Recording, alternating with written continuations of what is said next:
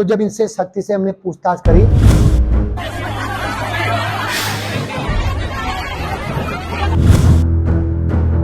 Police प्रशासन तत्काल रूप में काम करना क्यों तैयार नहीं होता?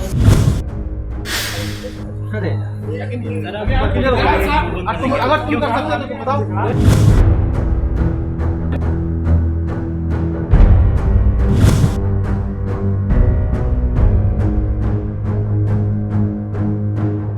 ऋषिकेश में लक्ष्मण झूला थाना क्षेत्र के गंगा भोगपुर स्थित रिजॉर्ट से संदिग्ध परिस्थितियों में लापता हुई रिसेप्शनिस्ट की हत्या से परत दर परत कई पर्दे उठ रहे हैं। हाल ही में गिरफ्तारी के बाद पूर्व राज्य मंत्री विनोद आर्य के बेटे और रिजॉर्ट के मालिक पुलकित आर्य, प्रबंधक सौरभ भास्कर और सहायक प्रबंधक अंकित गुप्ता ने पूछताछ में कई राज उगले हैं। फिर एक बार नया खुलासा हुआ है। एएसपी पौड़ी शेखर चंद्र सुयाल ने बताया कि अनंतरा रिजॉर्ट मालिक पुलकित आर्य व मैनेजर अंकिता भंडारी को गेस्ट के साथ शारीरिक संबंध बनाने के लिए दबाव बनाते थे। मना करने पर अंकिता की होटल मालिक और अन्य आरोपियों के साथ बहस हुई थी। इसी प्रकार की वारदात 18 सितंबर को शाम को भी हुई। गुस्से में रही अंकिता को मनाने के लिए होटल मालिक पुलकित आर्य, सहायक प्रबंधक अंकित गुप्ता और प्रबंधक सौरभ भास्कर तीनों दोपहिया वाहन से ऋषिकेश लेकर आए।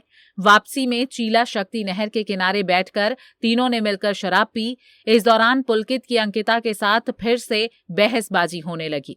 गुस्से में अंकिता ने पुलकित आर्य का मोबाइल नहर में फेंक दिया। नशे में धुत तीनों लोगों ने भी गुस्से में अंकिता भंडारी को नहर में धक्का दे दिया। पुलिस से बचने के लिए तीनों ने मिलकर एक योजना बनाई। योजना के तहत तीनों लोग रिजॉर्ट पहुंचे और अंकिता के कमरे में होने की जानकारी रिजॉर्ट स्टाफ को देते हुए कुक से 4 लोगों के लिए खाना बनाने को कहा। खाना खुद पुलकित अंकिता के कमरे में ले गया, जिससे कि अंकिता के गायब होने का शक किसी पर ना जाए। सुबह अंकिता के गायब होने की जानकारी तीनों ने मिलकर योजना के तहत सार्वजनिक की। मामले में राजस्व पुलिस को भी अंकिता की गुमशुदगी दर्ज करवा दी गई। में चूंकि ये इस पूरे केस के वादी बन गए थे, तो वो उन्होंने अपना हाथ ऊपर अपनी स्थिति को बेहतर बना लिया था और एक अच्छी कहानी फ्रेम कर ली थी कि बच्ची हमारे साथ वापस आई, उसने रात को खाना भी खाया, उसने रात को ये भी किया, रात को मेरे मोबाइल को भी लिया।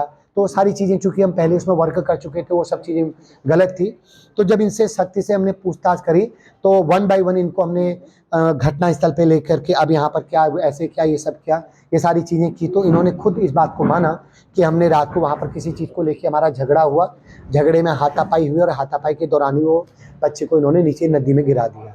क्योंकि अब एक तो ये घटना थी, दूसरा पिछले 4 दिनों से लगातार पूरे सिस्टम को गुमराह कर रहे थे। ये इससे ज़्यादा संगीनता थी। अदरवाइज अगर ये केस पहले सेम डे पुलिस में अगर हम लोग इसको डील कर चुके होते तो ये शायद जो आज हम आपसे बात कर रहे हैं आज से 4 दिन पहले हो जाता।